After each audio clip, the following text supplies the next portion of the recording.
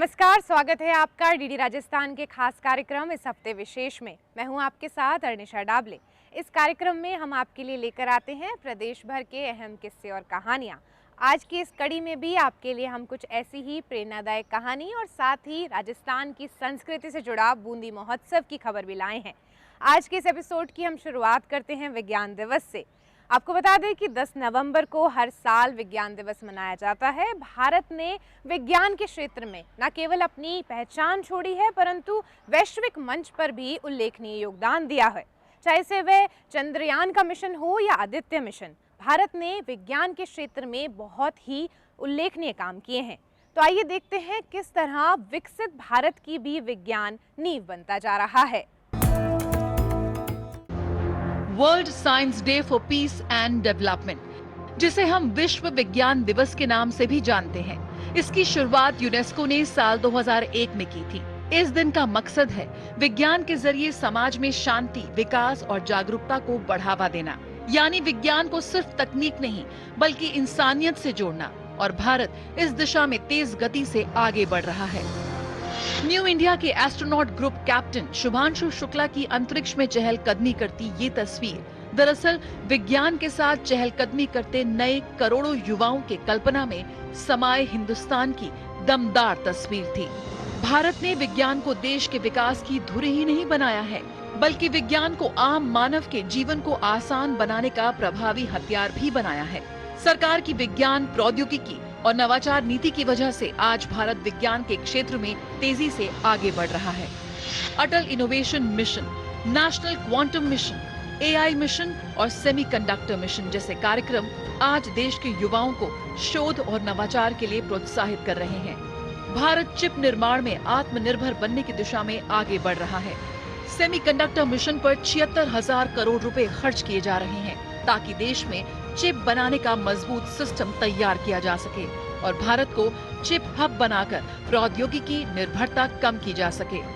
यही नहीं, भारत अब अपने यात्री विमान खुद बनाने की दिशा में आगे बढ़ रहा है। हाल ही में हिंदुस्तान एरोनॉटिक्स लिमिटेड HAL और रूस की यूनाइटेड एयरक्राफ्ट कॉरपोरेशन UAC के बीच एक समझौता हुआ है, जिसके तहत दोनों कंपनियां मिलकर SJ-100 यात्री विमान का निर्माण करेंगी।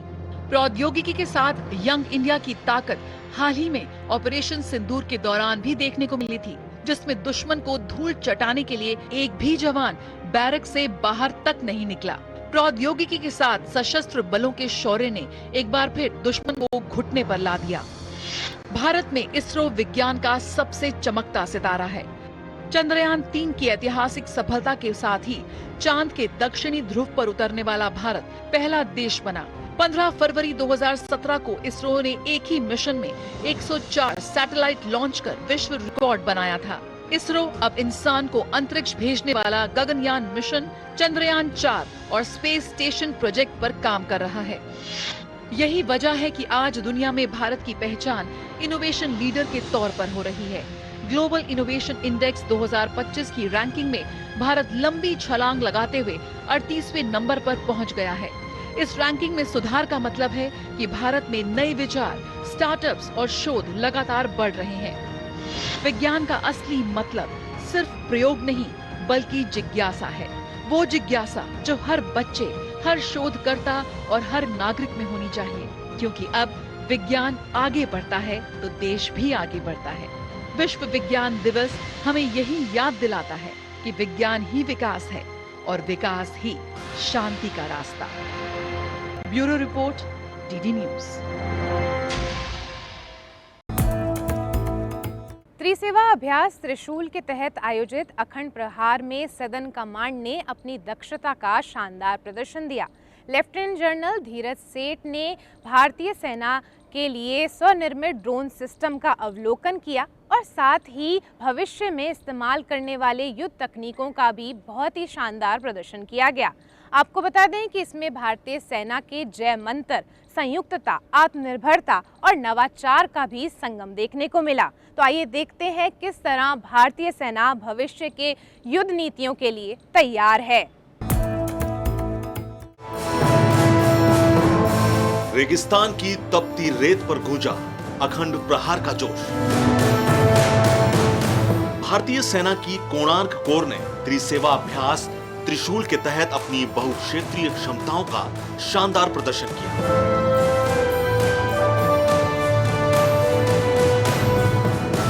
अभ्यास में सेना और वायुसेना के बीच निर्बाध समन्वय, रणनीतिक कौशल और अत्याधुनिक तकनीक की झलक देखने को मिली। ड्रोन और प्रतिरोधी ड्रोन सिस्टम जैसे स्वदेशी नवाचारों ने आत्मनिर्भर भारत की दिशा में सेना की प्रतिबद्धता को और मजबूत किया।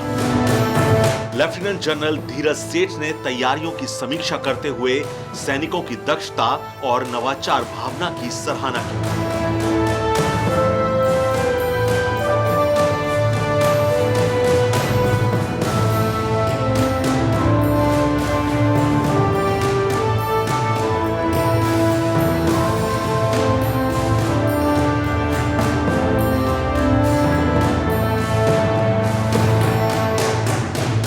मरु ज्वाला एक्सरसाइज एक्चुअली पिछले 2 महीने की कार्रवाई का अंतिम चरण था। यानी कि 2 महीने से यहाँ पर सदर्न कमांड का जो सुदर्शन चक्र कोर है, जो कि स्ट्राइक कोर है, वो यहाँ 2 महीने से पूरी मेहनत के साथ अपनी ट्रेनिंग कर रहा है। और उसका जो मेन दस्ता है वो एक शाहबाज डिवीजन, जो एक रैपिड है, वो इसके साथ शामिल है। और इसके अलावा सदर्न कमांड का aviation brigade, EW brigade, para SF battalion, ये सब एकजुट होकर इन्होंने पिछले 2 महीने में जो कामयाबी हासिल की है, उसका जो फल मरु ज्वाला के तहत देखा। सुदर्शन चक्र कोर ने जिस कड़ी मेहनत के साथ ये ट्रेनिंग की है, तो मुझे पूरा विश्वास है कि आने वाले समय में इन्होंने जो नए जनरेशन इक्विपमेंट अपने इनको मिले हैं, उनको इन्होंने अपनी ट्रेनिंग में शामिल करते हुए नए टीटीपी जो निर्धारित किए हैं, उनकी ट्रेनिंग की है। और मैं सराहना करना चाहता हूं पूरे सुदर्शन चक्र कोर की, कि जिस प्रकार से उन्होंने मेहनत से अपने आप को इस प्रभावशाली मरु ज्वाला द्वारा मुझे आज जो दिखाया गया, उससे मैं पूरी तरह से संतुष्ट हूं। और इस सुदर्शन चक्र कोर की तमाम इमदादी दस्तों की मैं सराहना करता हूं।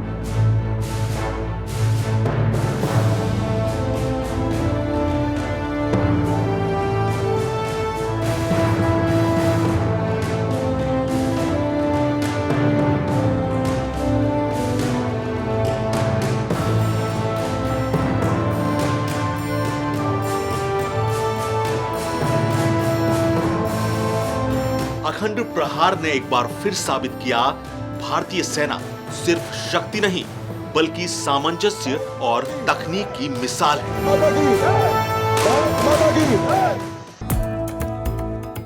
राजस्थान में मतदाता सूची का विशेष गहन पुनरीक्षण यानी SIR शुरू हो चुका है। मुख्य निर्वाचन अधिकारी नवीन महाजन ने बताया कि यह प्रक्रिया 7 फरवरी 2026 तक चलेगी और BLO घर घर जाकर मतदाता सूची का अपडेट करेंगे। कई नाम बदलेंगे, कई नाम अपडेट होंगे और साथ ही बहुत सी चीज़ें और गहनता से की जाएंगी। परंतु इससे आम मतदाताओं को घबराने की ज़रूरत नहीं है। आपसे जो भी डिटेल पूछी जाए आप वो बताएं और साथ ही ये पूरी प्रक्रिया आप ऑनलाइन भी कर सकते हैं। तो आइए देखते हैं किस तरह अब इस प्रक्रिया से अपने आप को मतदाता सूची में अपडेट कर सकते हैं।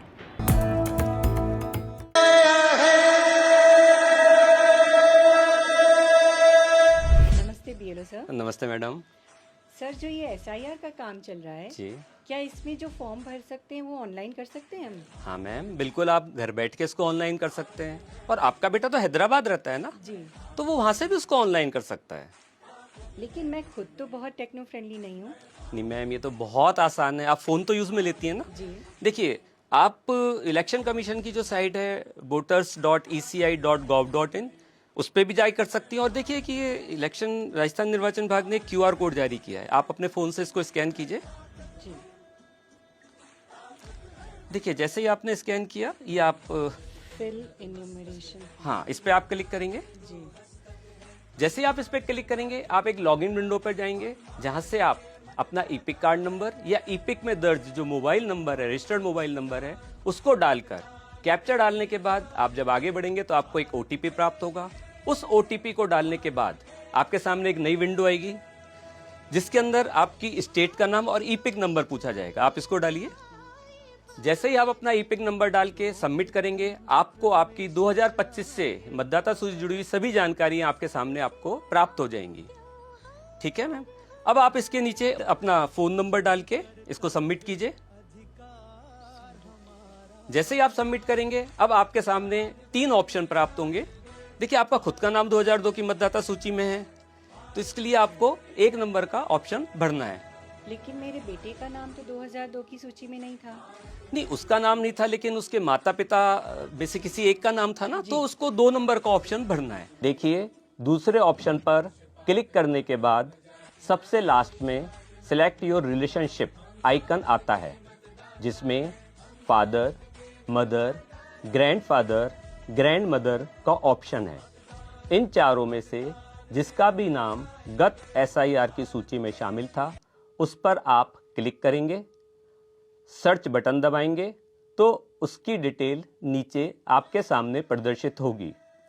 अगर ये डिटेल सही है तो आप कंटिन्यू का बटन दबाएंगे, जिससे आप अगली विंडो पर पहुंच जाएंगे। अभी तो आप 1 नंबर पे क्लिक कीजिए और इसके क्लिक करने के बाद आपको नीचे जो आपकी 2002 से संबंधित जो आपकी विधानसभा थी, उसकी भाग संख्या, उसकी क्रम संख्या, इसको डालने के बाद जैसे ही आप इसको सबमिट करेंगे तो आपकी 2002 से संबंधित सारी सूचनाएं आपको प्राप्त हो गई। ये आप ही की सूचना है ना।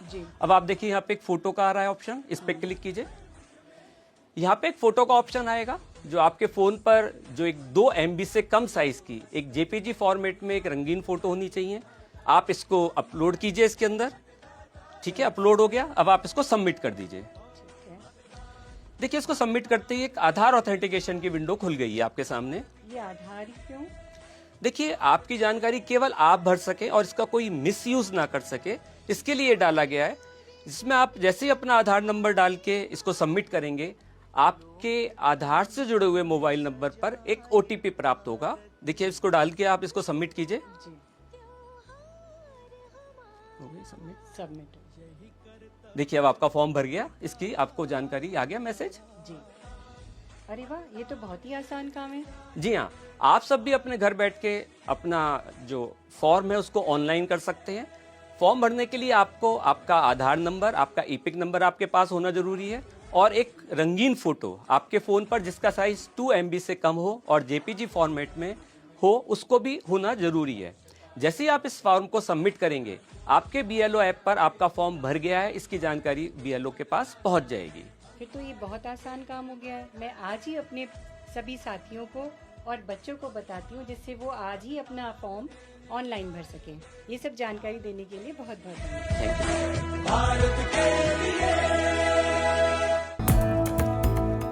राजस्थान की लोक कला, संस्कृति और परंपराओं की झलक बूंदी महोत्सव में देखने को मिली। आपको बता दें कि बूंदी महोत्सव का आगाज नवल सागर झील पर महाआरती के साथ हुआ और आतिशबाजी का दौर कुछ ऐसा था कि जिसकी छाप आज भी आसमान में अपने रंग बिखेर रही है। देसी विदेशी पर्यटकों ने प्रतियोगिताओं में हिस्सा लिया और साथ ही हस्तनिर्मित उत्पादों की प्रदर्शनी का भी आनंद उठाया।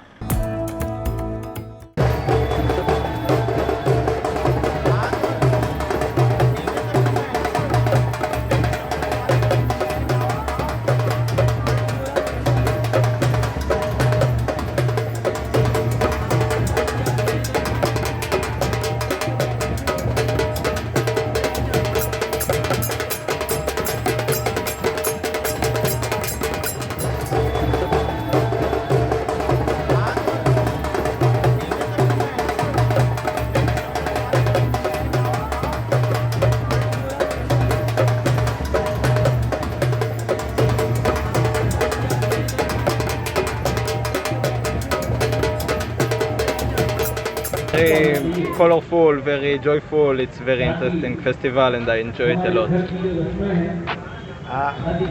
Participant for you? Yeah, I participated in the turban competition. I didn't won, but it was a great competition to try. It was really fun and I didn't know what to expect, and then I came here. You are participant game? Yes, I won first place. I ran with a bus on my head. Yeah, I enjoy all the activities and all the culture and all the flowers and the food also. Yeah. So we came yesterday and we didn't know there was a festival going on, and we heard there's some festival, and we just came and see and experience the culture and the food and the people and all the traditions, and it's amazing.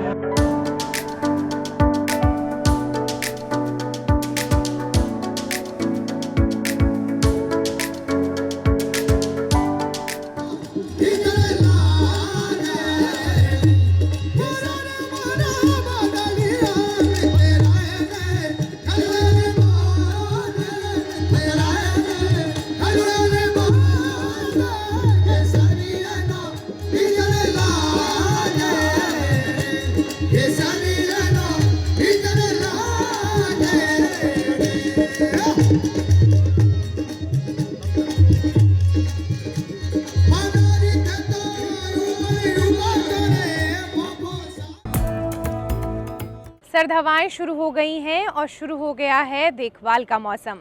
आपको बता दें कि ठंड में लोग pneumonia से डरते हैं, परंतु सही सावधानी और समय पर इलाज से इससे बचा जा सकता है। सिर्फ ज़रूरत है अपने आप को सुरक्षित रखने की और कुछ सावधानियां बरतने की। विश्व निमोनिया दिवस पर आइए जानते हैं किस तरह से हम इससे बचाव कर सकते हैं और अपने आप को ठंड से बचा सकते हैं।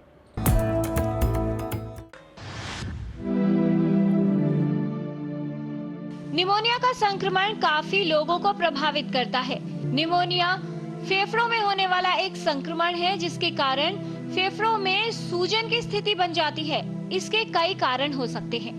निमोनिया के विषय में जागरूकता और जानकारी बढ़ाने के उद्देश्य से हर वर्ष 12 नवंबर को विश्व निमोनिया दिवस मनाया जाता है। अगर हम डेटा देखें तो pneumonia is leading cause of death बच्चों में भी 5 साल की कम की उम्र में और बुजुर्गों में। निमोनिया एक इन्फेक्शन है जो फेफड़ों में होता है, वायरस के कारण भी हो सकता है। हमने कोविड में देखा कि लोगों को वायरल निमोनिया हुआ था, बैक्टीरिया के कारण भी हो सकता है।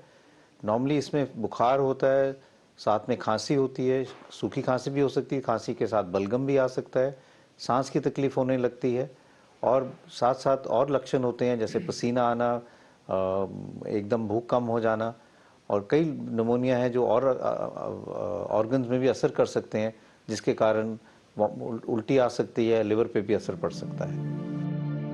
निमोनिया मुख्य रूप से विषाणु और जीवाणु के संक्रमण से होता है। ये वायरस, बैक्टीरिया और पैरासाइट के कारण हो सकता है। यदि निमोनिया का कारण बैक्टीरिया हो तो एंटीबायोटिक दवाओं द्वारा उपचार किया जाता है। श्वसन रोगियों में निमोनिया होने पर जटिलताएं और गंभीरता अधिक हो सकती है। कई वायरल निमोनियाज होते हैं जिसके लिए एंटीबायोटिक्स की जरूरत नहीं है और बहुत हद तक एंटीबायोटिक्स का मिसयूज इसलिए होता है कि वायरल निमोनिया में एंटीबायोटिक्स दी जाती हैं। अगर पता चले कि किस वायरस के कारण है तो उसकी ट्रीटमेंट है। अगर इन्फ्लुएंजा के कारण है तो हमारे पास उसकी एंटी फ्लू की दवाई भी है। कोविड के लिए अगर है निमोनिया हो रहा है तो कोविड की दवाई है। अगर बैक्टीरिया के कारण है तो उसके लक्षण देख के फिर एंटीबायोटिक की जरूरत पड़ सकती है। शिशु और बच्चे, वृद्ध लोग, कमजोर प्रतिरोधक क्षमता वाले लोग, धूम्रपान करने वाले या श्वसन रोगी, इन सभी में निमोनिया से प्रभावित होने की संभावना अधिक होती है और यदि निमोनिया हो जाए तो उसकी गंभीरता भी बढ़ जाती है। रेगुलर हैंड वॉशिंग करें, भीड़ वाले इलाकों में ना जाएं, स्पेशली जब मौसम बदल रहा होता है और वायरल इन्फेक्शन के चांसेस ज़्यादा होते हैं। अगर किसी को जुकाम, नज़ला, खांसी है तो उसके संपर्क में ना आए, 2 गज की दूरी बना के रखें और अगर ऐसे जगह जा रहे हैं जहाँ भीड़ है, इन्फेक्शन के चांसेस ज़्यादा हैं तो एक मास्क लगा के ज़रूर जाएं, क्योंकि अगर हम ध्यान रखें, उसको जल्दी पिकअप करें। निमोनिया की कई वैक्सीन हैं जो हम बच्चों में या अडल्ट में लगाएं तो निमोनिया से बचाव हो सकता है। निमोनिया के लक्षण समय पर पहचान लिए जाए तो उपचार किया जा सकता है। गंभीरता न बढ़े इसके लिए निमोनिया का जल्द और सही इलाज करवाना आवश्यक है। सर्दियों के मौसम में विशेष सावधानी रखें जिससे निमोनिया से बचाव किया जा सके। तेज रफ्तार, लापरवाही और कमजोर सड़क व्यवस्था, इन तीनों के संगम ने राजस्थान में कुछ ऐसा जानलेवा खेल खेला कि बहुत से लोगों की मौत हो गई। आपको बता दें कि पिछले कुछ महीनों में 3 बहुत ही दर्दनाक हादसे हुए। इन दर्दनाक हादसों को देखते हुए मुख्यमंत्री भजनलाल शर्मा ने 15 दिवसीय सड़क सुरक्षा अभियान की शुरुआत की, ताकि सड़कें व्यवस्थित हो सकें और बहुत सी जिंदगियां बच सकें।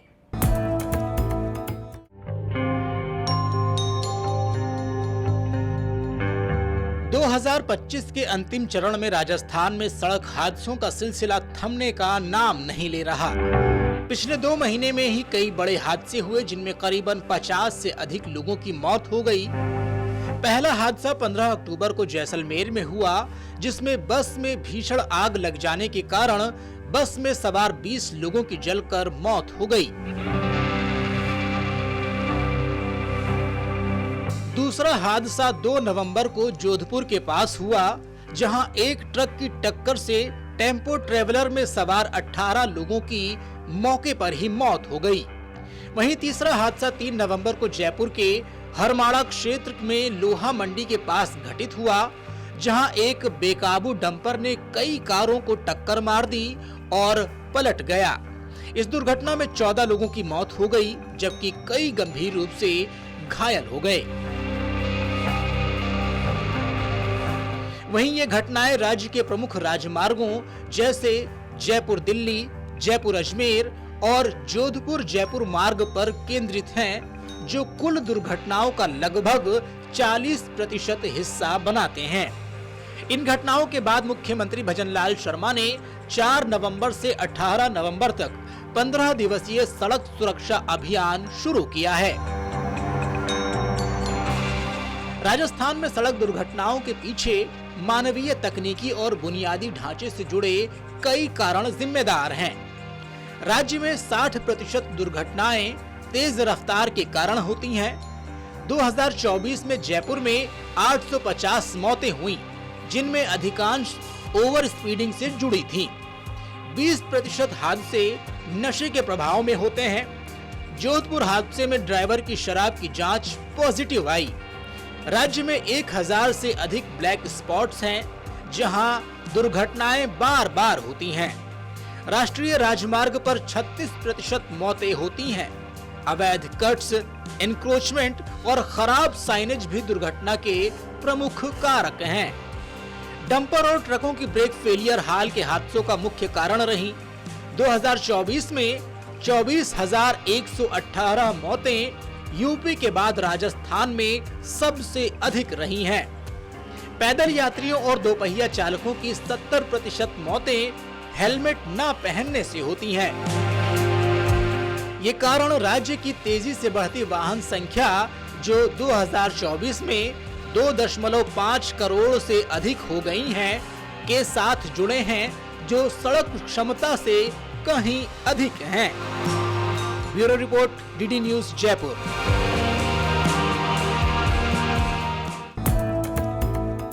कहते हैं अगर हौसले बुलंद हो तो कोई भी कमी आपको मंजिल तक पहुंचने तक नहीं रोक सकती। हम बात कर रहे हैं एक आम किसान परिवार के बेटे सुनील कुमार साहू की, जिसने एक हादसे में अपने दोनों हाथ गंवा दिए, परंतु अपने हौसले नहीं। उन्होंने कड़ी मेहनत और संघर्ष करके आज अपना नाम जाने माने पैरा एथलीट्स में शामिल किया है। आपको बता दें कि उनकी संघर्ष की कहानी कुछ इस तरह है कि वह आज इंटरनेशनल पैरा एथलीट्स में शामिल हैं और आज भी वह आगे आने वाले खेलों के लिए तैयारी कर रहे हैं। तो आइए देखते हैं उनके संघर्ष और सफलता की कहानी।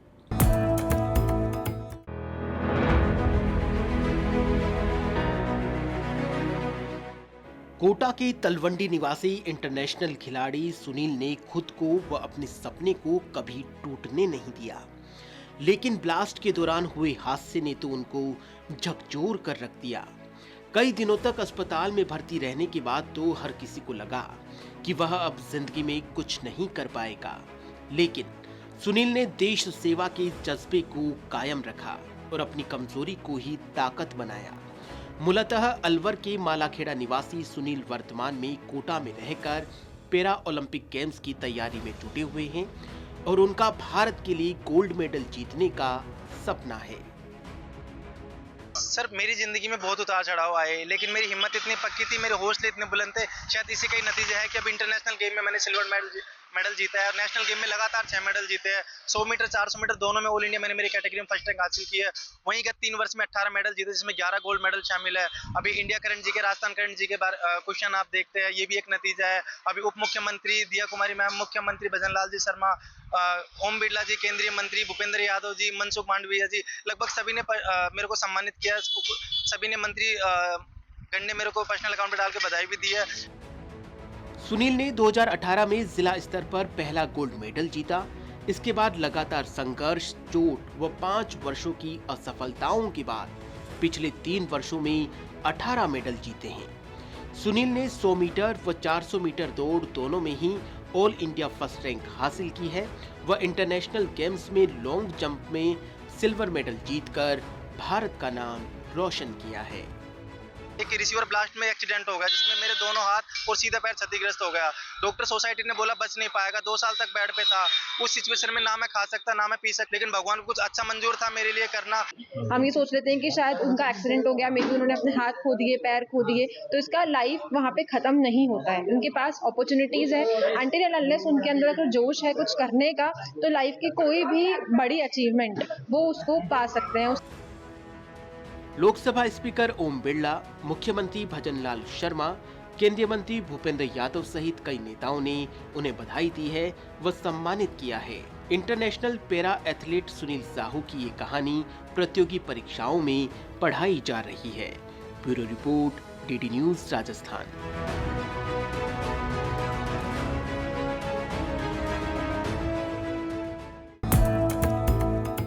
आज की इस कड़ी में हमने देखी सुनील की हौसलों की उड़ान, तो साथ ही बूंदी महोत्सव की धूम। अगले हफ्ते आपसे फिर मुलाकात होगी नई प्रेरणादायक कहानियों के साथ, परंतु आप ये सिलसिला जारी रख सकते हैं हमारे YouTube चैनल और OTT प्लेटफॉर्म वेव्स पर भी। नमस्कार।